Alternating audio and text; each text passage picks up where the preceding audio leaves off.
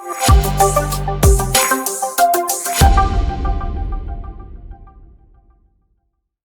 interrupt your regularly scheduled doom scrolling to bring you Gavel Unplugged, today's top story.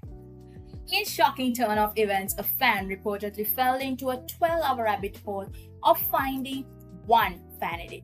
Emerging only to realize it was 3 a.m., their phone battery was almost over, and they joined 3 new fandoms they didn't even know existed. Sources say the victim is emotionally fine, but spiritually attached to at least 2 fictional men and a K-pop idol. Point 11. Relatable? Yeah. Judged? Never. Because today we are diving into the wonderful but slightly chaotic world of fandoms. This is our very first episode, and we got a line of episodes coming your way, straight from the most dramatic public speakers on campus, your favorite Cavaliers. Today's theme: psychology of fandoms. Why do we get emotionally attached to fictional people? Is it healthy? Is it a little unhinged? Spoiler alert, and it's both. And we love it. So grab your emotional support water bottle, a fan-made playlist, and let's talk. Why are we like this? Human evolution plays a great role in fandoms. That's weird. Not really. Human evolution comes from being connected in communities. This shows that we need social connection as a result. What does that show us? Shainsa, obviously we have media interests, right? And we share media interests. That's one great thing about being in a community. There has been so much growth from the 1900s to the 2000s. We went from radios to televisions and now the internet. The big bad year of 2025. Ladies and gentlemen, we are on the internet. And at this point, communities aren't just families and neighbors. They come in different forms. Fandoms. Shainsa? I think you're absolutely correct, because I think even if we start from 5 years to 55 years or till we die, we are in a fandom. We don't know. Because it could be football, it could be cricket, it could be anything, but it's all just fandoms, and it's a community. Absolutely. Right? Yeah. Forming parasocial relationships. That's what comes out of being in a fandom. And what is one? According to certain dictionaries, a parasocial relationship is a one-sided relationship with a media user that engages with a media persona. Do you have any parasocial relationships? Well, I do, and it's BTS. In a way, I mean, so many fandoms, to be honest, but I think BTS are my comfort people, and also Shawn Mendes. What about you, Renu? My 5,000 page novel book, I shall not name it because the character does not exist, ladies and gentlemen. Nor does he exist later on in the novel. Spoiler alert, but that's my comfort character. He is so ready to sacrifice himself for people. That is not me, but that's maybe who I aspire to be. We shall never know. We shall never know. But here comes the question. How does this make us feel like we belong?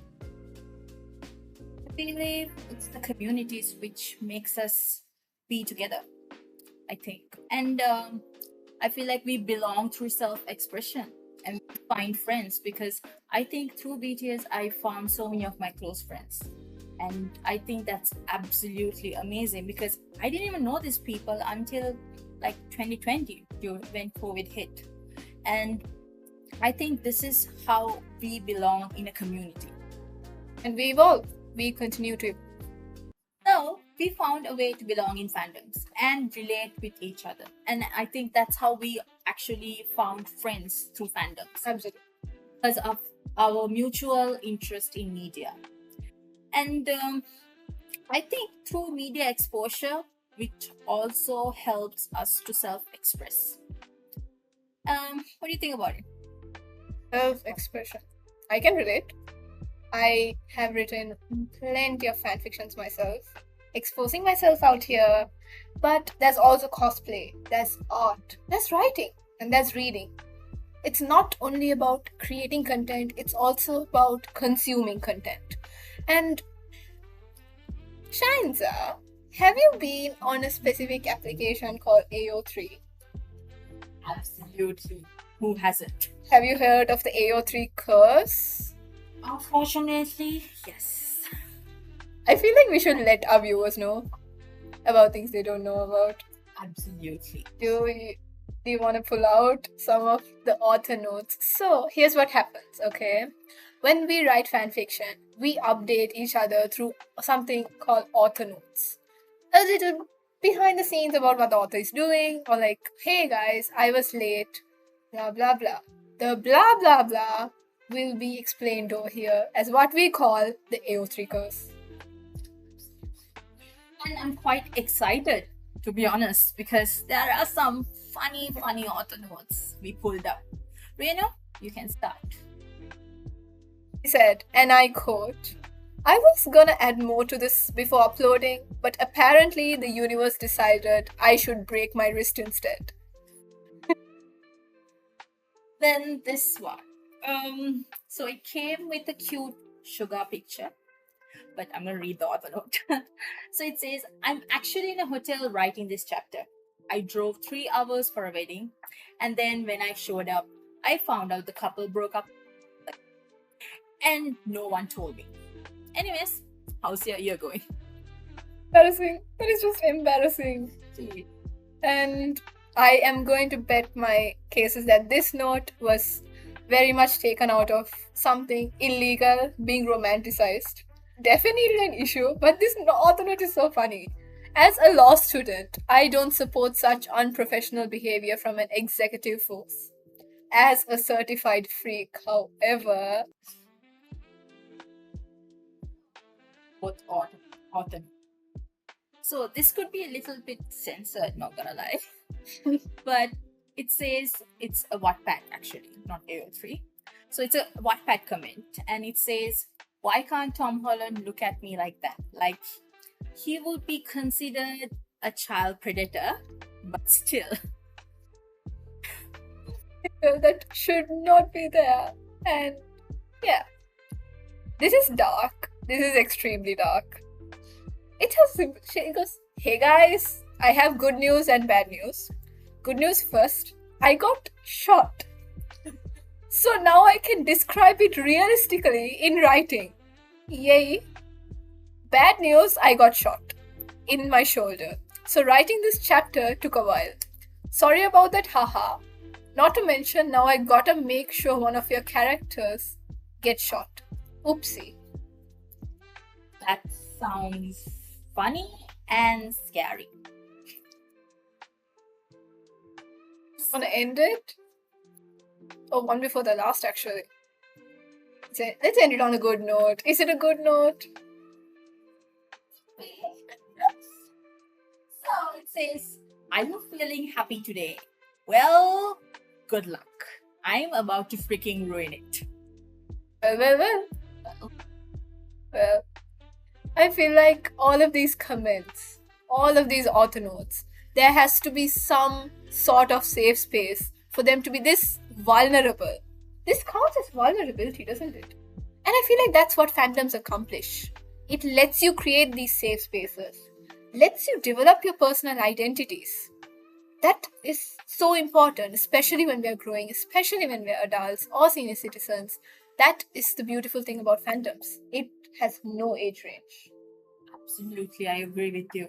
And that's why I told before that we can start being in a fandom at 5. I mean, I was a Ninja Hattori fan. So basically, I would have been a fandom, which I didn't know existed because I was obsessed with Ninja Hattori. It's hard. Yes, of course. It was a childhood essential. Exactly. And Teen Titans, another one of my favorites. So I think from starting of our lives to our end of our lives, we belong in this community called fandoms. And these safe spaces let us express who we truly are on the inside. Absolutely. And fandoms let us do it, and purely due to mutual interest. And we also talk about how these, for example, lyricism I think when it comes to the fandoms I stand so many artists, and I think the lyrics they write, they show their fans, also holds deeper meaning. Which reminds me that I have this lyrics which I absolutely love and has helped me during one of my most darkest times. Oh, so it's a song called In My Blood by Shawn Mendes, and it starts with her. It's like the walls are caving in. Sometimes I feel like giving up, but I just can't. It's in my blood. That's deep. I think I can relate. I also have a quote which I relate to, where it says, reading a book doesn't mean you will understand people. That connects with my innate desire to understand why a person does what and what are they thinking of when they do that. And it just makes me realize that, hey, no matter what you do, sometimes you just can't figure it out, and that should be alright. Absolutely. Personal growth, a reality check, a way of comfort. I feel like fandoms have it all. They absolutely do. In what ways did the fandoms you love provide a safe space for you? Escapism? Wouldn't you think so? I agree with you, Renu. And I think we need at least a little time moment to escape. So my escapism starts from fandoms and ends with Tumblr. I love reading Tumblr books. Better for me. Oh, it's X now. Oh, doesn't matter. It's fine. Escapism, I feel like it comes from every teenager's self-identity crisis, an adult's stressful life, and even a senior citizen struggling to find their footing in life later on. And I mean, we are in university. I don't think I can really talk about my rebellious teenager, 13-year-old phase. I feel like we should focus a bit more on adulthood and how fandoms find a way. There's a lot of real world stress. There's a lot. I think this is why we need escapism through fandoms, because this life is so stressful. As a student, as a office worker, like adulthood is stressful. That is like absolute. But also it leads to emotional relief and positive coping, I guess. And I think it's also fun how these fandoms get together. For example, I think Swifties, right? Swifties. Taylor Swift is a queen, and Swifties are somehow the flowers beneath above her or something. It's so pretty the way their fandom works. Every time Taylor Swift releases a song, you will see Swifties gather up, hyper obsessively go through her lyrics, and just debunk every single character. And S missing, she doesn't want to use X. She misses her X, ladies and gentlemen. It's a bit unhinged, but I think it makes everyone happy at the end of the day. So it's fun. But I also think that as much as escapism is something we all need in life, but at the same time, our reliance on fandoms, on our artists is also a huge problem, I guess. And escapism can be positive, but it also eventually leads to something like avoiding reality altogether. And we all know how we use fandoms as coping mechanisms. This can turn unhealthy fast. Have you heard about the plane incident with Taylor Swift? I did, and it was scary. But I'm so glad she sued them. Yeah, absolutely. I feel like it was necessary. Leaking her plane details? Yeah. That's a step too far. And Beatles, John Lennon, his assassinator shot him in the back twice, okay? And I quote, this is what he testified in this thing. And he said, I assassinated him because he was very, very famous, and that's the only reason. And I was very, very much seeking self-glory. He had zero qualms just admitting to it. This also reminds me how much stressful it would be for idols, for celebrities to be in the field, because we all are stressful, but catering to a fandom, to different audiences, both absolutely amazing and crazy a little bit, but also straight up unhinged. But it also reminds me of this time where Shawn Mendes, I absolutely love him. I'm Mendes Army. Hey, So when this one time he was eating at a restaurant and two fans came, and what I remember was that he was eating, so he didn't want to sign an autograph, but they got mad pretty quickly because they didn't listen to him, and it made him anxious.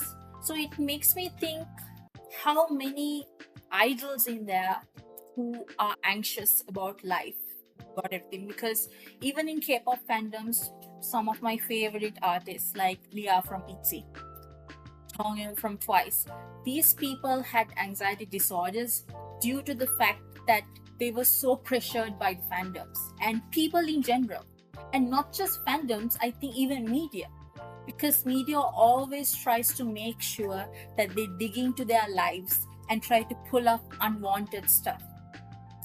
And I think that's absolutely crazy, because I also know this fact that sometimes media pull these stuff out because they want to hide another important. oh, I've seen this happen.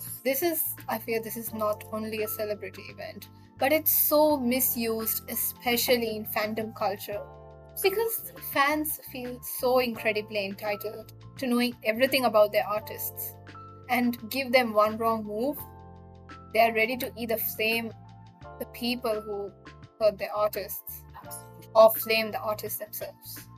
It's scary how bipolar they are, honestly. But I feel like this brings in the question, right? We just talked about how it's a very healthy way, but we also said how it's dangerous. So, is being in a fandom truly just a healthy form of escapism, or like a deliberate form of avoidance? Like, It depends on person to person, because for me it's a form of escapism, but for example, you could be the other way around. You could be unhinged about it, could be overly reliant on these emotions you have about fandoms, about artists, and I think that's not that really good. I agree, it can be a form of avoidance. Yes. But I feel like we should also look on the brighter side of things. Escapism is real. A really stressful day, right? And then you come back home, your favorite artist has released something, your fandom has done something amazing, contributed to the world, and that's beautiful. You just sit back and you relax and you're like, oh, maybe my work does not matter anymore. That's a lot. Reminds me of this one incident which happened in first year. Okay. So we had this presentation. So I had this amazing group of people, so amazing. Some of them sent their information at 1 a.m. So I was stressed because I had to make the PPT, and I woke up at 4. And then afterwards, I was so stressful. I was in the brink of tears. But then I was like, you know what? I'm gonna give myself a moment. So I pulled up my phone, went on Twitter, found a fanfic, a random fanfic, and I started reading. Plot twist, I thought it will be happy ending, so I'm gonna be happy. And it was a happy ending. But then at some point, the author thought it was fun to kill the character. And I started crying. The main character? Yes. Why? Was pretty funny, but also it kind of gave me a full blast of stress relief. So honestly, I didn't lose anything. I think we can say it's a gray area, and there's definitely a line we shouldn't cross. a very distinct line. It's not blurry. Let's be very honest with ourselves. It's not blurry. They can be public figures, but at the end of the day, every human deserves their privacy. Agree with you. This strong emotional attachment, right? Kept on talking about it. And we should not forget the other perspective of things. How companies and how these labels use this to the max. I agree with you. If I had money, not gonna lie, the amount of merchandise I would buy is out of the world. But thank God I'm broke, so. Atlas, how much have you bought? So you have fallen into the trap of consumerism. Yeah, I can't call you out on that. I've purchased 3 albums myself. Same albums, different versions. I'm ashamed. I am ashamed. But we should definitely talk about this. The marketing and collector culture. Have you heard? I go on social media all the time and I see all of these fans saying, give us blank and blank, the artist names, sweat in a bottle. We shall collect it. That shall be merchandise. Be honest. No, I'm not gonna let you defend them. That is criminal work. It is. Exactly. But then I also had one of those moments back when I was 16. I bought this Shawn Mendes signature perfume and I was telling my friends, I wish it was his sweat. But years after, I'm looking back at myself and I'm like, what on earth did I just say? It felt funny and unhinged, not gonna lie. For once, I shall take your side and say companies exploited your nostalgia. So it was not your fault. Totally, right? I guess.